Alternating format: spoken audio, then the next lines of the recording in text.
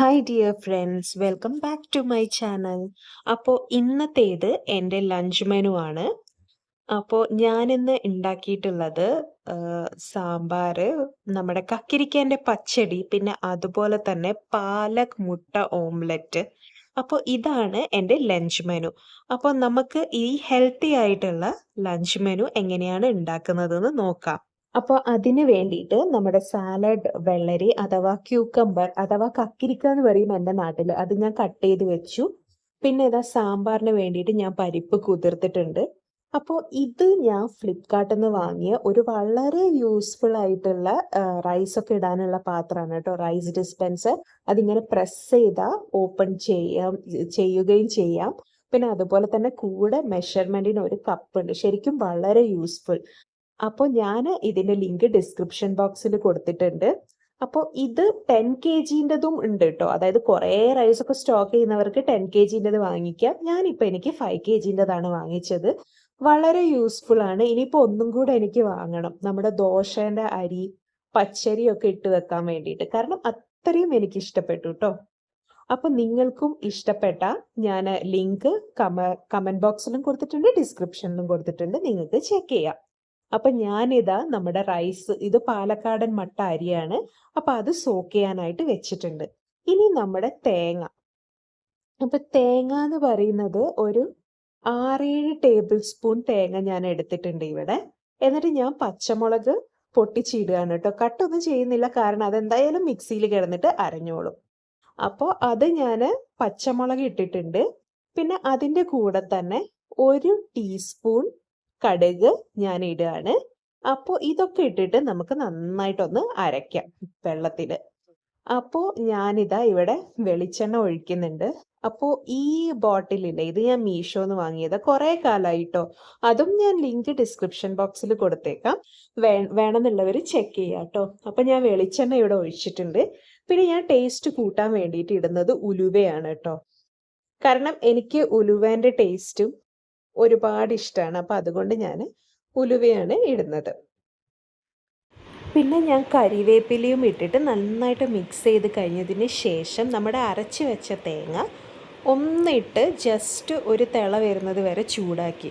അപ്പം ഞാൻ ക്യൂക്കമ്പർ പച്ചടി എൻ്റെ അമ്മ എങ്ങനെയാണോ വെക്കുന്നത് അതുപോലെയാണ് കേട്ടോ വെക്കുന്നത്. പക്ഷേ യൂട്യൂബിൽ ഞാൻ വെറുതെ നോക്കിയപ്പോൾ അതിലെല്ലാം കാണുന്നത് എനിക്ക് അങ്ങോട്ട് ആക്സെപ്റ്റ് ചെയ്യാൻ പറ്റുന്നില്ല. കാരണം എന്താണെന്ന് വെച്ചാൽ അത് തിളപ്പിക്കാതെ അവരങ്ങനെ പച്ചയ്ക്ക് എങ്ങനെയാണ് അവർ കഴിക്കുന്നതെന്ന് എനിക്കറിയില്ല. പച്ചയ്ക്ക് അങ്ങനെ മിക്സ് ചെയ്തിട്ട് അങ്ങനെ കഴിക്കുക ചെയ്യുന്നത്. അത് ഇല്ല. അപ്പം ഞാൻ ചൂടാക്കിയിട്ട് പിന്നെ ഒരു 3-4 ടേബിൾ സ്പൂൺ കേർഡ് ആഡ് ചെയ്തു ഇതിൽ. അപ്പോൾ അതിന് മുമ്പേ ഞാൻ കേർഡ് നല്ലോണം അടിച്ചിട്ടുണ്ട് കേട്ടോ, ഒന്ന് ക്രീമി ആക്കണം. പിന്നെ കേർഡ് ഞാൻ വീട്ടിലുണ്ടാക്കിയ കേർഡാണ്, നല്ല ടേസ്റ്റിയാണ്. അത്യാവശ്യത്തിന് പുളിയുള്ള കേർഡ് എടുക്കണം കേട്ടോ. അപ്പോൾ അത് ഞാൻ ഇട്ടു, എന്നിട്ട് നന്നായിട്ട് മിക്സ് ചെയ്തു. അപ്പോൾ അത്രയേ ഉള്ളൂ കേട്ടോ, അധികം തിളപ്പിക്കേണ്ട. കേർഡ് ഒഴിച്ച് കഴിഞ്ഞിട്ട് തിളപ്പിക്കാൻ പാടില്ല, കാരണം അത് പിരിഞ്ഞു പോകും. അപ്പോൾ ഇതാണ് എൻ്റെ സ്റ്റൈലിലെ പച്ചടി. ഒരു പ്രാവശ്യമെങ്കിലും ട്രൈ ചെയ്യുക. പച്ചടി ഇഷ്ടമുള്ളവർക്ക് എന്തായാലും ഇഷ്ടപ്പെടും എന്നുള്ള കാര്യത്തിൽ യാതൊരു സംശയവും വേണ്ട. പിന്നെ ഇതിൽ മിക്സ് ചെയ്യാനുള്ള ക്യൂക്കമ്പറിൽ കുറച്ച് ഉപ്പിട്ട് ഞാൻ വെച്ചിരുന്നു. അപ്പോൾ അത് ചിലതിൽ ഞാൻ കണ്ടു ഉപ്പിട്ടിട്ട് അത് പിഴിഞ്ഞെടുക്കുന്നത്. എനിക്ക് അതും ഇഷ്ടമല്ല, കാരണം എനിക്ക് ആ ക്യൂക്കമ്പറിൻ്റെ ആ ഒരു ക്രഞ്ചിനെസ് ഇഷ്ടമാണ്. അപ്പോൾ ഞാൻ ജസ്റ്റ് ഉപ്പിട്ട് മിക്സ് ചെയ്തത് ക്യൂക്കമ്പറിൽ ഈ ഉപ്പ് പിടിക്കാൻ വേണ്ടിയിട്ടാണ് കേട്ടോ, അല്ലാതെ വേറെ ഒന്നും കൊണ്ടല്ല. അങ്ങനെ പിഴിഞ്ഞിട്ട് പിന്നെ അതിൻ്റെ സത്ത് മുഴുവൻ പോയിട്ട് ഇടുന്നതിനോട് എനിക്ക് ഒരു താല്പര്യവും ഇല്ല. അപ്പോൾ അതിൻ്റെ ക്രഞ്ചിനെസ് എനിക്ക് ഒരുപാട് ഇഷ്ടമാണ്. അപ്പോൾ മുട്ട ഓംലെറ്റ് റെഡിയാക്കാൻ വേണ്ടിയിട്ട് ഞാനിവിടെ ഉള്ളി, പിന്നെ അതുപോലെ തന്നെ പാലക്കിൻ്റെ ലീവ്സ്, പച്ചമുളകൊക്കെ ചെറുതായി കട്ട് ചെയ്തിട്ടുണ്ട് കേട്ടോ. അപ്പോൾ പാലക്ക് ഇല്ലെങ്കിൽ ഏത് ചീരയായാലും മതി. ഉലുവേൻ്റെ ചീരയും വളരെ നല്ലതാണ് കേട്ടോ. അപ്പോൾ എനിക്കിവിടെ കിട്ടിയത് പാലക്കാണ്. അപ്പോൾ നല്ല സോസാണല്ലോ, മുട്ടയാണെങ്കിൽ പ്രോട്ടീന്, അപ്പം നല്ല കോമ്പിനേഷനാണ്. അപ്പോൾ ഇതെല്ലാം ഞാൻ ചെറുതായി, വളരെ ചെറുതായി കട്ട് ചെയ്ത് വെച്ചിട്ടുണ്ട്. പിന്നെ ഞാനിത് എഗ്ഗിലിട്ടിട്ട് നന്നായിട്ട് മിക്സ് ചെയ്തു കേട്ടോ. എഗ്ഗ് ആദ്യം ഒരു ഫോക്കിനെ കൊണ്ട് നല്ലോണം ബീറ്റ് ചെയ്യണം, അതൊക്കെ അറിയാലോ.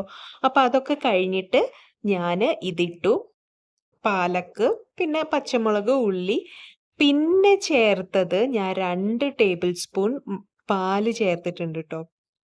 കാരണം അത് നല്ല ടേസ്റ്റാണ് പാല് ചേർത്ത് കഴിഞ്ഞാൽ. പിന്നെ കുറച്ച് ലിക്വിഡായിട്ട് നിൽക്കുകയും ചെയ്യും. അപ്പോൾ ചൂടായ നമ്മുടെ തവയിലേക്ക് ഞാനിതൊഴിച്ചു.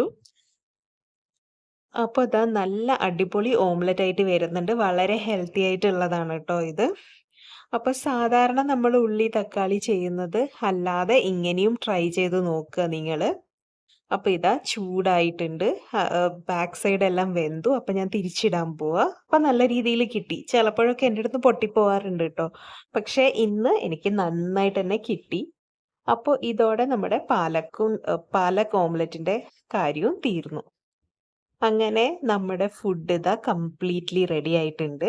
അപ്പോൾ ഇതാണ് എൻ്റെ വീട്ടിൽ ഉണ്ടായിട്ടുള്ള ഫ്ലവർ. അപ്പോൾ ഇതെന്താ ഫ്ലവർ എന്ന് നിങ്ങൾക്ക് അറിയെങ്കിൽ കമന്റ് ചെയ്യണേ. അപ്പോൾ എൻ്റെ ഈ കുഞ്ഞു വീഡിയോ ഇഷ്ടപ്പെട്ടിട്ടുണ്ടെങ്കിൽ എല്ലാവരും ലൈക്ക്, ഷെയർ, സബ്സ്ക്രൈബ് ചെയ്യാൻ മറക്കരുത്. എനിക്ക് നിങ്ങളുടെ സപ്പോർട്ട് ആവശ്യമാണ്.